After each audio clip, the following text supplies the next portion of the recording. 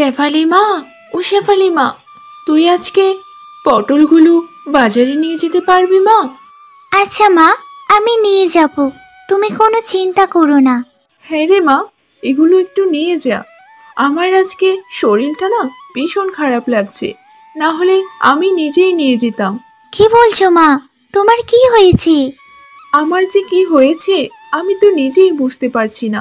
হঠাৎ করে আমার শরীরটা খুব খারাপ লাগছে, ভীষণ মাথা ব্যথা করছে আর গায়ে জ্বর উঠে গেছে। আচ্ছা, তাহলে তুমি এখানে শুয়ে থাকো, একটু বিশ্রাম করো, তাহলে দেখবে তোমার শরীরটা ভালো হয়ে যাবে। আর আমি পটলগুলো বিক্রি করতে যাচ্ছি, তুমি কোথাও যেও না, কেমন? আচ্ছা ঠিক আছে, আমি কোথাও যাব না, তুই যা।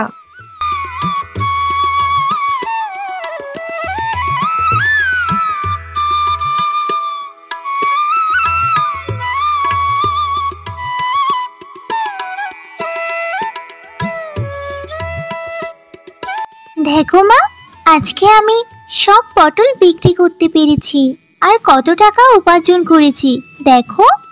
এই না হয় আমার মেয়ে, আজ যদি তোর বাবা বেঁচে থাকতেন তাহলে সে তোর উপর অনেক বেশি খুশি হতেন।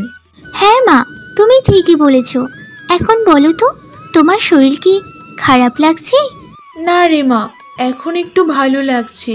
তুই আমাকে নিয়ে চিন্তা করিস না, আমার কিচ্ছু হবে না, একটু বিশ্রাম নিলেই ঠিক হয়ে যাব আমি।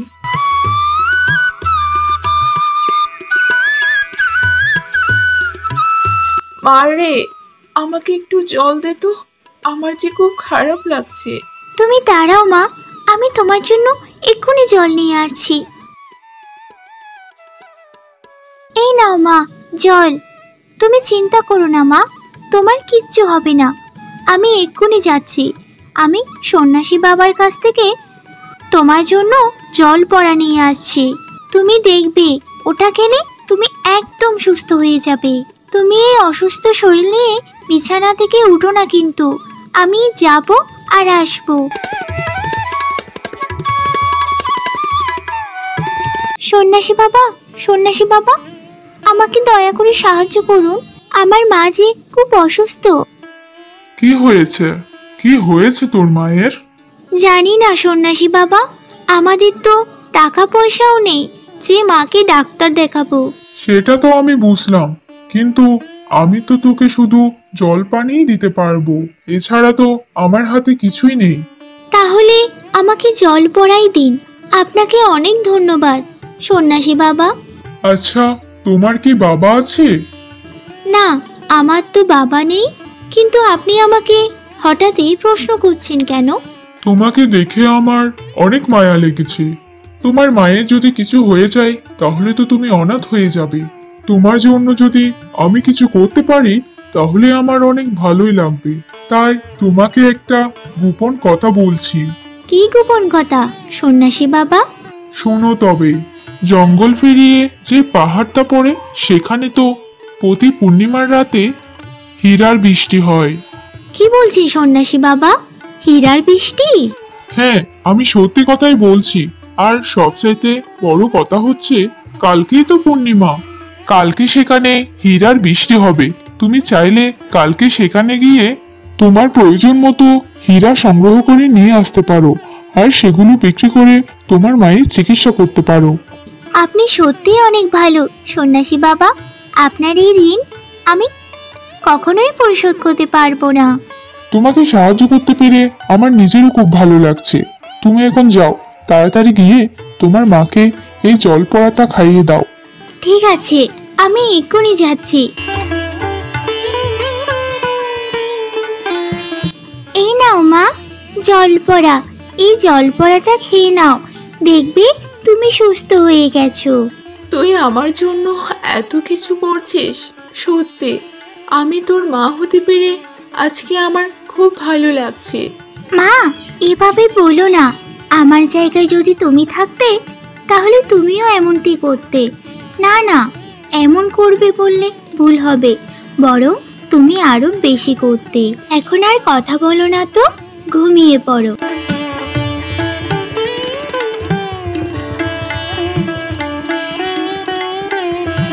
সন্ন্যাসী বাবার কথা মতো ঠিক জায়গায় তো আসলাম, কিন্তু এখানে তো কোনো হীরার বৃষ্টি দেখতে পাচ্ছি না।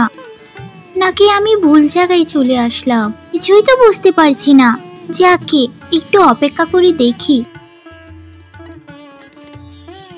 আরে এ কি কাণ্ড! এই তো দেখছি সত্যি সত্যি হীরার বৃষ্টি হচ্ছে। আমার অনেক ভালো লাগছে। এই মেয়ে, তুমি কে? আর তুমি এখানে বা কি করছো? আরে কত সুন্দর একটা পরী! আমি যে জীবনে পরী দেখবো এটা তো কখনো ভাবতেই পারিনি। তুমি কি আসলেই পরী?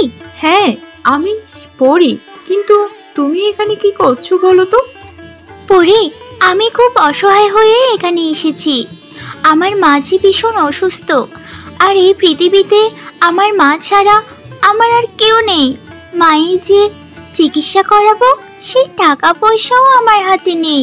তাই সন্ন্যাসী বাবার কথা মতো আমি এখানে হীরা সংগ্রহ করতে এসেছি, যাতে হীরাগুলো বিক্রি করে আমার মাকে শহরের বড় ডাক্তারের কাছে নিয়ে যেতে পারি।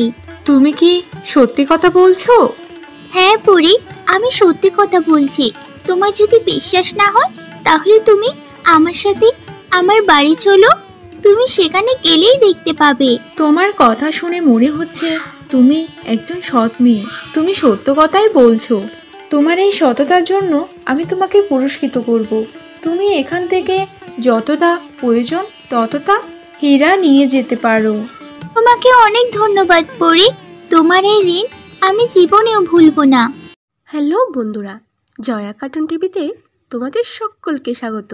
আমার গল্প যদি তোমাদের ভালো লাগে তাহলে আমার চ্যানেলটাকে সাবস্ক্রাইব করে দিও আর পাশে থাকা বেল আইকনটি বাজিয়ে দিও, যাতে আমার গল্পগুলো তোমাদের কাছে সবার আগে পৌঁছাতে পারে। এক গ্রামে শ্যামল নামে এক গরিব লোক বাস করত। সে অনেক সৎ ও পরিশ্রমী ছিল। শ্যামল তার বউ ললিতা আর তার মেয়েকে নিয়ে ছোট্ট একটা বাড়িতে থাকতো। একদিন শ্যামল বাজারে যাওয়ার উদ্দেশ্যে ঘর থেকে বের হলো। পথের মধ্যে তার সাথে রাজীবের দেখা হয়। আরে শ্যামল যে, কোথায় চললে? এই তো হাটে যাচ্ছিলাম। আমিও তো হাটে যাচ্ছি। শুনলাম সেখানে অনেক গরু বিক্রি করছে, আর সব ভালো ভালো গরু তো কম দামে বিক্রি করছে। তাই নাকি? কম দামে গরু বিক্রি করছে? হ্যাঁ, খুব সস্তায় বিক্রি করছে। এজন্য ভাবছি আমিও একটা গরু কিনবো। আচ্ছা, চলুন তাহলে গিয়ে দেখে আসি। হ্যাঁ হ্যাঁ, তাড়াতাড়ি চলো। রাজীব আর শ্যামল তারা দুজনে বাজারের দিকে চলল। তারা বাজারে গিয়ে দেখলো সেখানে অনেক গরু বিক্রেতারা তাদের গরু নিয়ে দাঁড়িয়ে আছে, আর সেখানে অনেক লোকজন ভিড় জমাচ্ছিল। রাজীব আর শ্যামল তারা দুজনে গরু বিক্রেতার কাছে যায়। আরে ভাই, গরুর দাম কত? সাহেব, মাত্র 6,000 টাকা। আরে, এ তো খুব সস্তা। হ্যাঁ সাহেব, এত কম দামে গরু আর কোথাও পাবেন না। আর দেখুন গরুগুলো কেমন মোটা তাজা ও সতেজ। আচ্ছা ঠিক আছে, তাহলে আমাকে একটা ভালো গরু দাও। আরে শ্যামল, তুমিও একটা গরু কিনো, গরু তো অনেক সস্তা। কিন্তু দাদাবাবু, কিভাবে গরু কিনবো আমি? আমার কাছে তো এত টাকা নেই। আমার কাছে মাত্র 3,500 টাকা আছে। আমি তোমাকে 1,500 টাকা ধার দিচ্ছি, তুমি আমাকে পরে সময় করে দিয়ে দিও। আচ্ছা ঠিক আছে দাদাবাবু। এরপর শ্যামলও একটা গরু কিনে নেয়।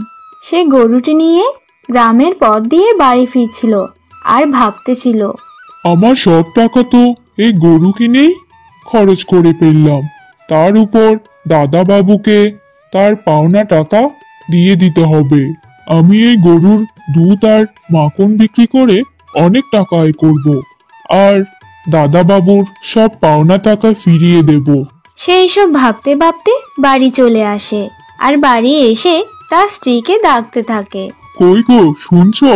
বাইরে এসো, দেখো কি নিয়ে এসেছি। তার ডাক শুনে তার স্ত্রী ঘর থেকে বের হয়ে আসে আর গরুটাকে দেখে বলে, আরে, এই তো দেখছি গরু। এই গরুটা তুমি কোথা থেকে নিয়ে আসলে? আর এত টাকাই বা কোথা থেকে তুমি পেলে?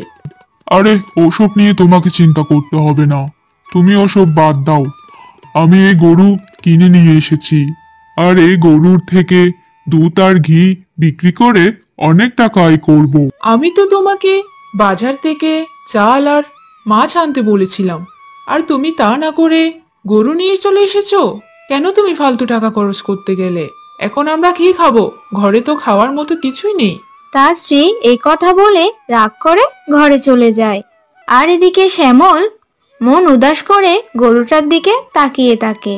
তখন তার ছোট মেয়েটা ঘর থেকে বের হয়ে আসে আর বলে, বাবা, তুমি বাজার থেকে আমার জন্য খাবার নিয়ে আসোনি? আমার তো খুব খিদে লেগেছে। এটা বলেই সে গরুটির গলায় বাঁধা ঘণ্টাটা বাজিয়ে দেয় আর সেখান থেকে চলে যেতে লাগে। কিন্তু হঠাৎ করেই তাদের সামনে একটা আলোক রশ্মি আসে আর সেখানে এক থালা খাবার চলে আসে। আরে, এটা আমি কি দেখলাম? এটা কিভাবে হলো? আমার গরুর গলায় ঘন্টাটা বাজা মাত্রই সামনে খাবার চলে এলো। তাহলে এই গরু কি কোনো সাধারণ গরু নয়? সে গরুটির কাছে যায় আর তার গায়ে হাত বোলাতে বোলাতে বলতে থাকে, গরু, তুমি আমাকে চাল আর বড় বড় মাছ এনে দাও তো। সে যখনই এটা বলে তখনই তার সামনে সেই জিনিসগুলো চলে আসে। আর এটা দেখে শ্যামল তো মহাখুশি। কই গো, শুনছো?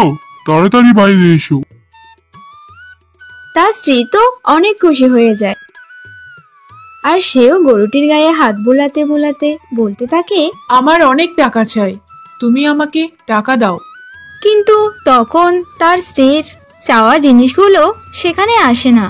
এটা দেখে শ্যামল তার স্ত্রীকে বলে, শোনো গিন্নি, মনে হচ্ছে এই গরু আমাদের প্রয়োজনীয় জিনিসই দিবে। টাকা তার কাছ থেকে পাওয়া যাবে না। তুমি টাকা বাদ দিয়ে তোমার প্রয়োজনীয় জিনিস চাও। তারপর থেকে তাদের যখন যা প্রয়োজন হতো তখনই সেটা তাদের গরুর থেকে চেয়ে নিত। এভাবে দেখতে দেখতে অনেক দিন কেটে যায় আর তারা সুখে শান্তিতে দিন কাটাতে থাকে। এ খবর আস্তে আস্তে গ্রামের সবাই জেনে যায় আর তারা এটি নিয়ে সমালোচনা করতে থাকে।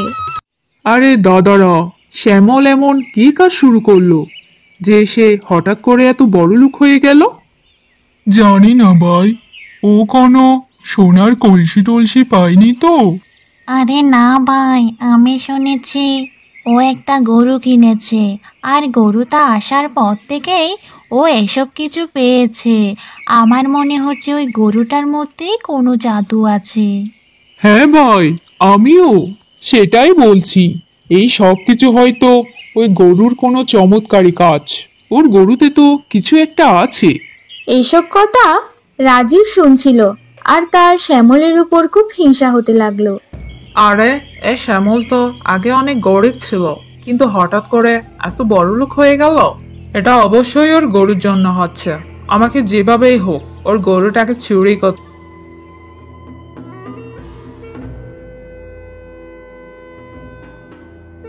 একদিন শ্যামল তার গরুটিকে নিয়ে মাঠে ঘাস খাওয়াচ্ছিল আর ঠিক তখনই রাজীব তার চেলাকে নিয়ে সেখানে আসলো আর তারা গাছের আড়াল থেকে শ্যামলকে দেখছিল। তারপরেই রাজীব পটলকে ইশারা করে আর পটল শ্যামলের কাছে যায়।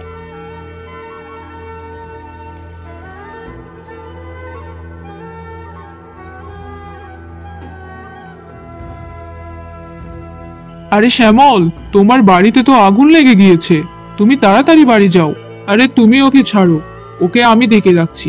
শ্যামল দৌড়াতে দৌড়াতে বাড়িতে যায় আর ঠিক তখনই রাজীব সেই গরুটির কাছে যায় আর সেই গরুটিকে তারা দুইজনে চুরি করে নিয়ে যায়। আর এদিকে শ্যামল বাড়ি এসে দেখে সবকিছু ঠিকঠাক আছে। সে তখন দৌড়াতে দৌড়াতে মাঠের দিকে যায় আর তার গরুটিকে সেখানে খুঁজতে থাকে, কিন্তু তার গরুটিকে সে কোথাও দেখতে পায় না। আর সে সেখানে দাঁড়িয়ে দাঁড়িয়ে কাঁদতে থাকে। শ্যামল ও তার স্ত্রী তাদের গরুটিকে সারা গ্রামে খুঁজতে থাকে, কিন্তু কোথাও পায় না। বাবা বাবা, আমি আমাদের গরুটাকে রাজীব কাকুর বাড়ির সামনে দেখেছি। মনে হয় সে আমাদের গরুটাকে চুরি করে নিয়ে গেছে। শ্যামল এই কথা শুনে তাড়াতাড়ি গ্রাম প্রধান মাখনলালের কাছে যায়।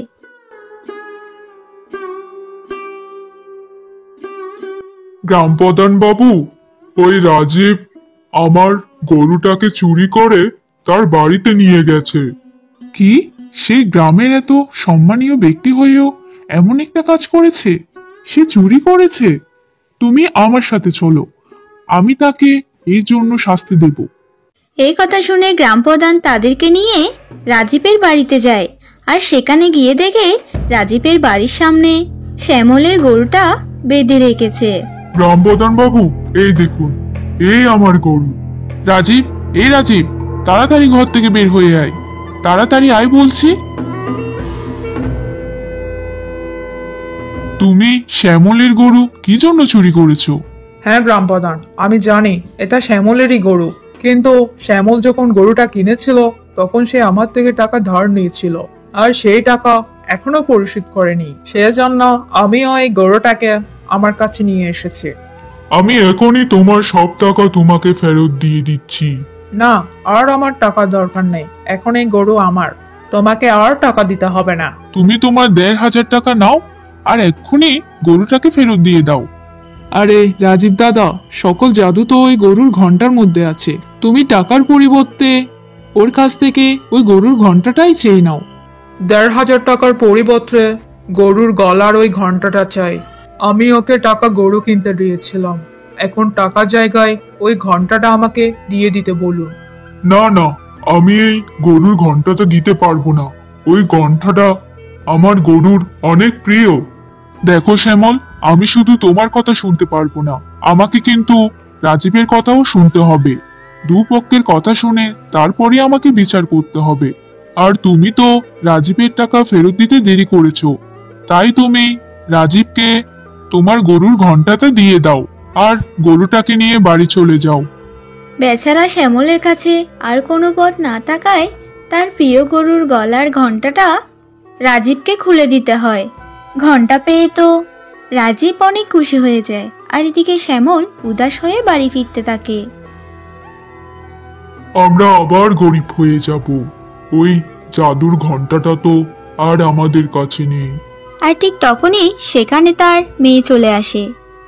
বাবা বাবা, আমাদের ঘরে তো খাবার নেই, ঘরে সব খাবার শেষ হয়ে গেছে। শ্যামলের মেয়ে যখনই এই কথাটা বলে তখনই সেখানে আগের মতো আলোক রশ্মি চমকাতে থাকে, আর সেখানে শ্যামলের মেয়ের চাওয়া জিনিসটি হাজির হয়। এটা দেখে তো শ্যামল অবাক হয়ে যায়। আরে, তাহলে এই জাদুর কীর্তি সবকিছুই আমার প্রিয় গরুর। ওই ঘন্টাটা তো কোনো কাজেরই না। হ্যালো বন্ধুরা, জয়া কার্টুন টিভিতে তোমাদের সকলকে স্বাগত।